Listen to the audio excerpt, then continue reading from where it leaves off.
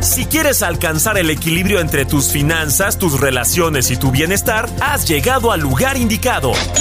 Bienvenido a Salud, Dinero y Amor con Romina Román y Marielena Vega.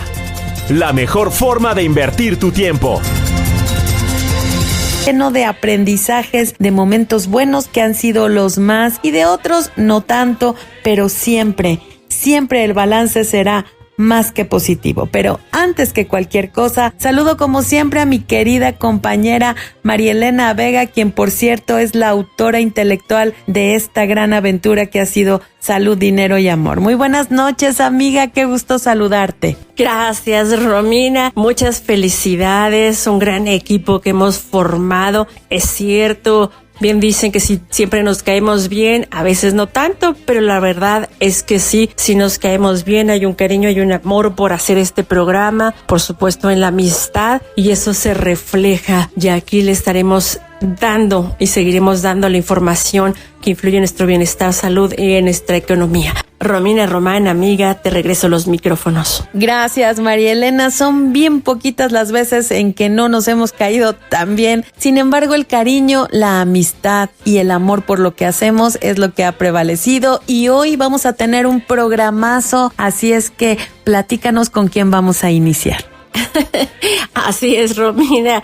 Es para aquellos que dicen que no nos caemos tan bien. La realidad es que sí. Y hoy tendremos un programa muy importante en materia de salud. Vamos a platicar, a analizar, a desmenuzar la importancia de la investigación clínica. El sexenio pasado prácticamente se borró del mapa. Hoy regresan las grandes farmacéuticas a impulsar este tema. ¿Por qué es tan importante para los mexicanos, para la salud y para el desarrollo de medicamentos? Hoy lo platicamos aquí en Salud, Dinero y Amor. ¿Y cómo va el proceso de licitación de medicamentos? Que por cierto, el gobierno federal buscará ponerles un sello de garantía contra falsificación, pero diría yo más bien con fines propagandísticos. Y para hablarnos de esto nos va a acompañar Rafael Gual. Él es director general de la Cámara Nacional de la Industria Farmacéutica, la Canifarma. Y amigos, en materia también de salud, hoy vamos a hablar del ébola. Aun cuando esto se ha desarrollado en la República Democrática del Congo, y esto lo vemos lejano, la realidad es que no es así. De frente a un mundial donde veremos llegar a jugadores e incluso podría ser a turistas en Guadalajara. Antes de alarmarnos, ¿cómo prevenirnos? ¿Se puede prevenir? Esto es algo de riesgo. Hoy nos da muchísimo gusto abordar el tema con el infectólogo Marco Montel, así que no se lo pierda. Y a 2 años de que la presidenta Claudia Sheinbaum ganó las elecciones, ¿cuál es el balance de su gobierno? Ellos dicen que muy bien, sin embargo, está la otra cara de la moneda, y para hablarnos de esto nos va a acompañar Ernesto O'Farrill Santos Coy. Él es director general y fundador de Bursamétrica. Así es que ya lo escuchaste, información útil. Está en Salud, Dinero y Amor.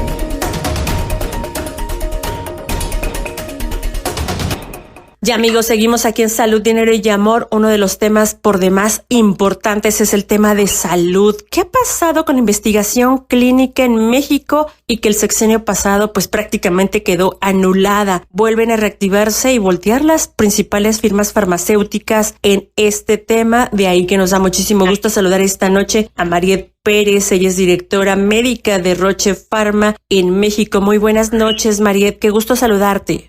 Un gusto saludarte, María Elena, y a ti y a toda la audiencia que hoy nos escucha. Muchísimas gracias, Mariet. Oye, ¿qué nos puedes decir? ¿Por qué es tan importante la investigación clínica? México es uno de los destinos más atractivos del mundo para hacer investigación clínica. Y esto se traduce en algo muy concreto, y es que más pacientes mexicanos están accediendo a tratamientos de vanguardia antes que el resto del mundo, sin tener que salir del país. Y eso es muy importante porque los pacientes pueden tener este tipo de tratamientos que representan una esperanza en diferentes patologías. Mariet, muy buenas noches. Te saluda Romina Román, y platicábamos en otras ocasiones con otras empresas farmacéuticas y nos comentaban con preocupación que este retraso en los trámites de la COFEPRIS estaban generando que los grandes laboratorios se vieran en la necesidad de voltear a ver a otros países, por ejemplo Argentina, Chile, Chile, Brasil, en donde todos estos procesos eran mucho más rápidos. ¿Cómo estás viendo en este momento esta situación con la COFEPRIS y si hay avances respecto al sexenio anterior en donde fue que se detectaron los mayores problemas? Particularmente hemos tenido buenos tiempos regulatorios en algunas moléculas. Tenemos un ejemplo muy claro donde se logró la aprobación en un estudio de Parkinson en 55 días desde que nos dieron la factibilidad hasta lograr la aprobación por COFEPRIS. No es el tiempo regular, pero desde Roche estamos impulsando conversaciones para promover la investigación, para que las agencias regulatorias, los comités de éticas de cada instituciones puedan favorecer estos tiempos y hacernos mucho más competitivos. Mariet, ¿y cómo se encuentra México? Porque estamos hablando de investigación clínica de enfermedades crónicas degenerativas. ¿México está avanzando al mismo ritmo que otros países? Yo creo que no estamos donde quisiéramos estar, pero creo que sí hemos dado grandes avances y hoy existe gran investigación en México de todas las industrias farmacéuticas o de la mayoría de las industrias farmacéuticas. Y creo que es un esfuerzo conjunto de colaboración con instituciones públicas, con COFEPRIS, con diferentes cámaras, tratando de buscar la mejor forma de poder lograr estas aprobaciones en los tiempos más cortos posibles y que podamos ser competitivos, porque la mayoría de los estudios clínicos son, valga la redundancia, competitivos, que quiere decir que tienen un tiempo para poder incluir a los pacientes. Entonces, los países que puedan tener estas aprobaciones de forma más temprana, pues tienen mayor ventaja. Sin embargo, también hemos aprendido que el estar listos para cuando se obtenga la aprobación permite que podamos incluir mayor cantidad de pacientes. Mariet, más o menos, ¿cuáles son los promedios de los tiempos? Porque tú hablabas específicamente de moléculas, pero el promedio de los tiempos desde que se ingresa el trámite hasta que se aprueba, que se lleva la COFEPRIS. Puede variar mucho, así como tuvimos este gran ejemplo de 55 días, pues también puede ir alrededor de 4, 5, 6 meses, dependiendo muchas veces de las solicitudes que nos puedan hacer, de que piden aclarar algo relacionado con el protocolo, tienen duda con respecto a un consentimiento informado y por supuesto el dar esas respuestas pueden retrasar un poco más los tiempos. Pero en general lo que también hemos aprendido es que proporcionar toda la información desde un principio de la forma más correcta posible hacen que estos tiempos puedan ser todavía un poco más cortos. Pero en promedio pudiera estar alrededor de los 6, 7, 8 meses. Depende mucho del momento en que se encuentre también COFEPRIS, con los cambios también que han tenido en su personal, los trámites que puedan estar un poco retrasados, pero podemos tener esa flexibilidad que hoy nos ofrece también COFEPRIS de poder tener conversaciones, de estar abiertos a poder escuchar por qué es importante llevar a cabo este protocolo en particular en México.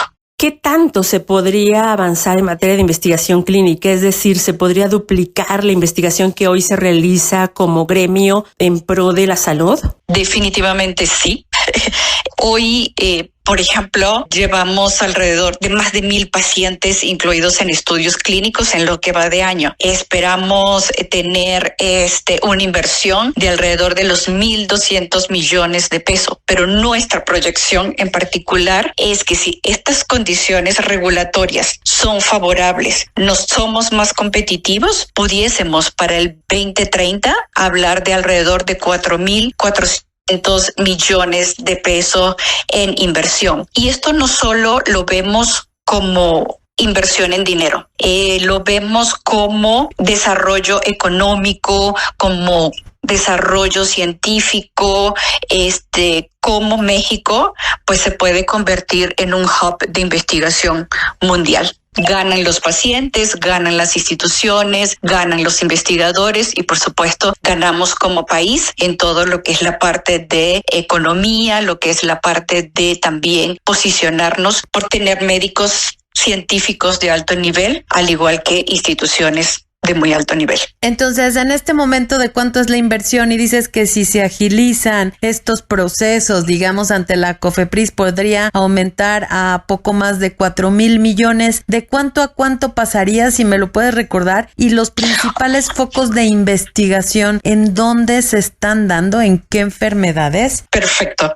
Hoy estamos proyectando que lo que es 2025 vamos a invertir alrededor de 1,200 millones de pesos. Y para el 2030, si las condiciones regulatorias son favorables, estimamos una inversión de 4,400 millones de pesos. Prácticamente se triplica. ¿Y los principales focos de investigación dónde se están dando? Ok, nosotros tenemos aproximadamente 10 áreas terapéuticas prioritarias, en las cuales, por supuesto, tumores sólidos es uno de ellos. Y cuando hablamos de tumores sólidos, hablamos de cáncer de mama, de cáncer de pulmón, de próstata, colon rectal, tumores hematológicos como leucemias, linfoma, no-Hodgkin, mieloma múltiple. En la parte cardiometabólica, de obesidad, de diabetes, de enfermedad renal crónica. Tenemos en la parte de nefrología, patologías que están asociadas a enfermedades inmunes, artritis reumatoide, lupus, nefritis lúpica. En neurociencias, enfermedad de Parkinson, Alzheimer, esclerosis múltiple, hemofilia, oftalmología, enfermedades respiratorias y enfermedades infecciosas. Todas estas pues son patologías crónicas donde acá en México muchos de los pacientes pueden padecerla. Mariet, algún mensaje nos está diciendo uno de nuestros amigos radioescuchas. ¿Se pueden registrar algunas personas que están enfermas de alguno de estos padecimientos e incluirse dentro de estas investigaciones clínicas, o ustedes hacen la selección? Mira, los estudios clínicos tienen criterios específicos de inclusión y de exclusión. Por eso es muy importante que los pacientes que deseen participar en un estudio clínico se comuniquen con sus médicos. Tenemos estudios en instituciones públicas e instituciones privadas y ese es el primer paso, con su médico tratante, y él les podrá explicar si pueden ser o no candidatos para ser incluidos en el estudio. Pues muy interesante esto que nos compartes. Por supuesto que le vamos a dar un seguimiento puntual. Por lo pronto, muchísimas gracias a Mariet Pérez Barahona. Ella es directora médica de Roche Pharma México. Gracias nuevamente, Mariet. Gracias a ustedes.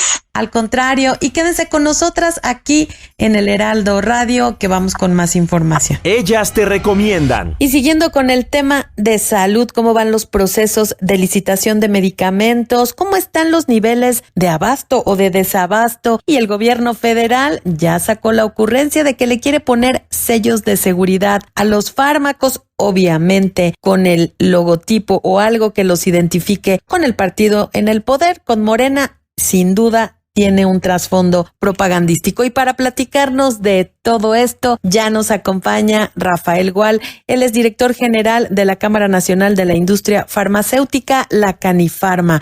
Muy buenas noches, Rafa, qué gusto saludarte. Hola, querida Romina, muy buenas noches. Pues aquí a sus órdenes. ¿Qué tal, Malena? ¿Cómo están? Buenas noches. Muy buenas noches, Rafa. Y vámonos por orden. ¿Cómo van los procesos de licitación? ¿Cómo está el abasto de medicamentos? Sí, gracias, Romina. Mira, la verdad es que sí, así como lo mencionas, yo creo que son lecciones aprendidas. Una parte muy importante es lo que hemos comentado muchas veces, la planeación. Y en este caso, pues hemos tenido conversaciones importantes con la autoridad y la verdad es que sí se le ha escuchado a la industria y tenemos un proceso que está en marcha que pues se concretará en estos primeros días de junio, espero yo, con un fallo que nos permitiría pues tener esos 6 meses de planeación para poder abastecer en tiempo y forma a partir del 1 de enero de 2027. Rafa, muy buenas noches. Te saluda Marielena Vega. La industria farmacéutica entonces está lista para comenzar las licitaciones. ¿Hay fechas para el comienzo de la compraventa de medicamentos? Sí, se supone que ya están terminando todas las investigaciones de mercado. La licitación debería salir, te digo, estos primeros días de junio y el fallo, pues no más allá de la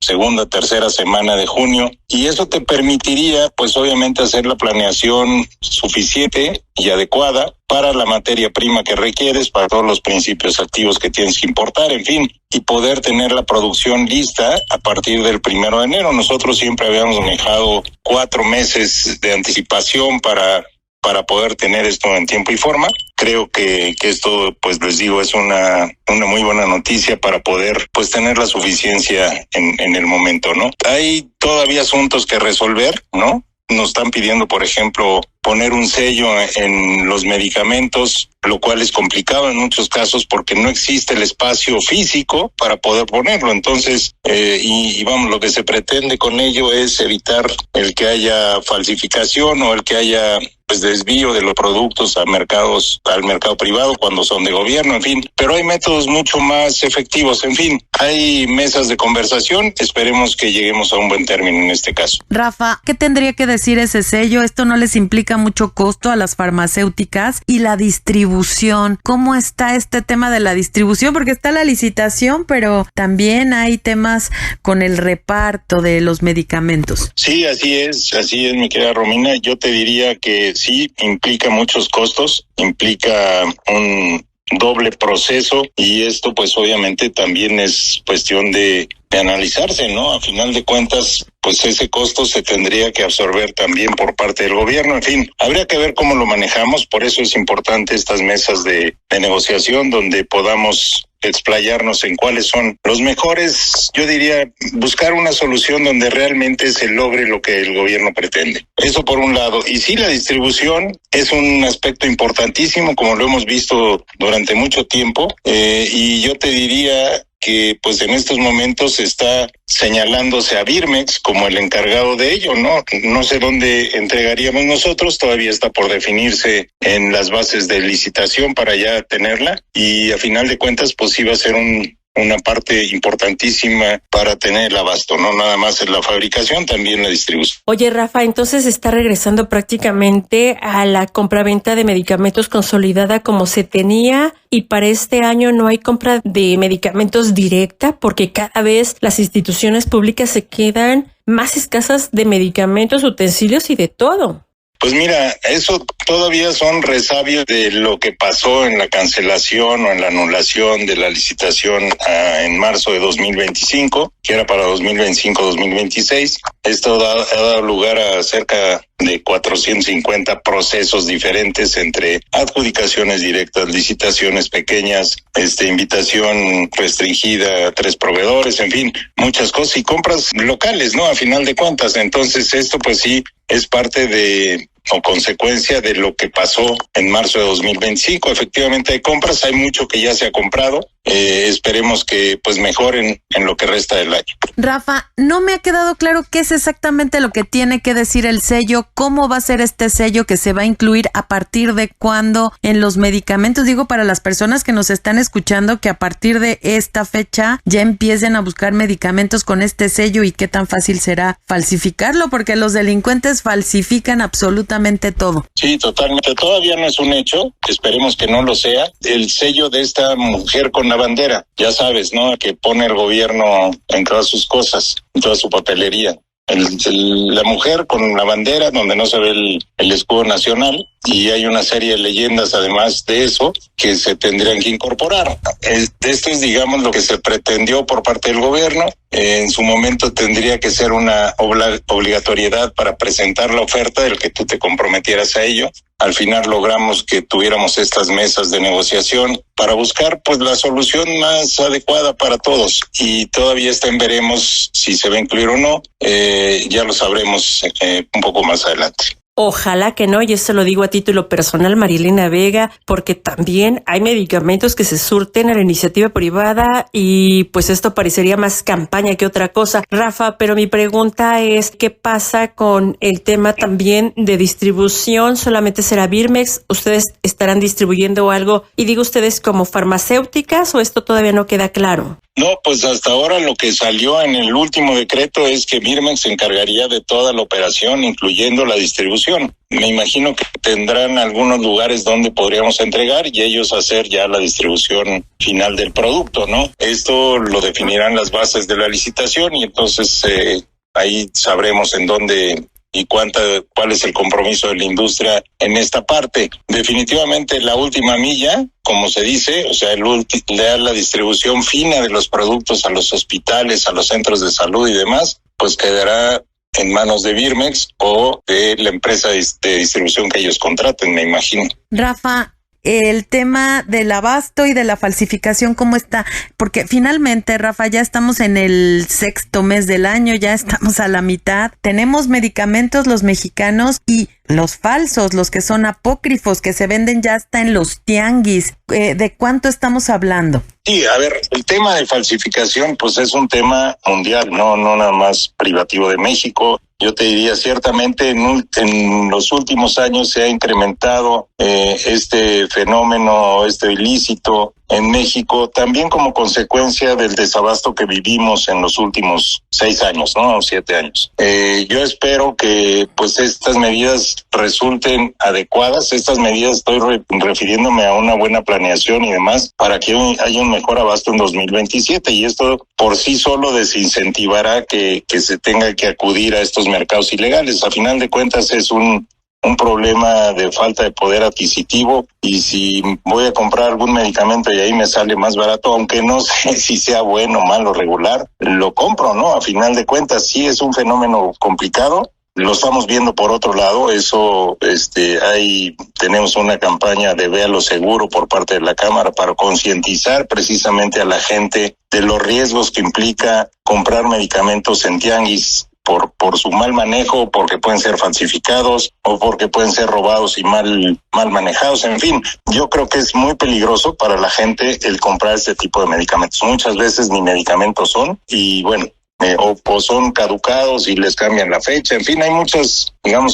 vías de falsificar el medicamento, todas ellas muy peligrosas para el paciente que de por sí tiene una condición de vulnerabilidad con la enfermedad. Oye, Rafa, y en este sentido, las autoridades no pueden ayudarle en cuanto al tema de falsificación, que cada vez es mayor, por supuesto, por la necesidad que tienen las personas, la gente, de abastecerse del medicamento que requieren. Sí, yo te diría que, COFEPRIS ha emitido cualquier cantidad de alertas sanitarias donde se identifica un medicamento falsificado. Yo creo que pues esa es una parte muy importante. La otra sería el que se acudiera a estos lugares donde se detecta que hay medicamento falsificado y hacer redadas, ¿no? Eso es lo que menos se ha hecho, pero lo que se necesita también para desincentivar que exista esta problemática.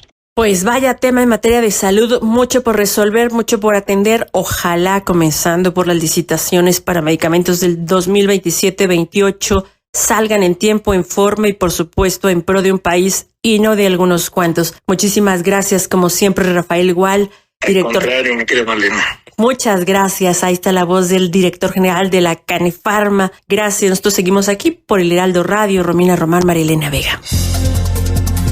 Ellas son mujeres de radio. Salud, dinero y amor. Con Romina Román y Marielena Vega. Por el Heraldo Radio.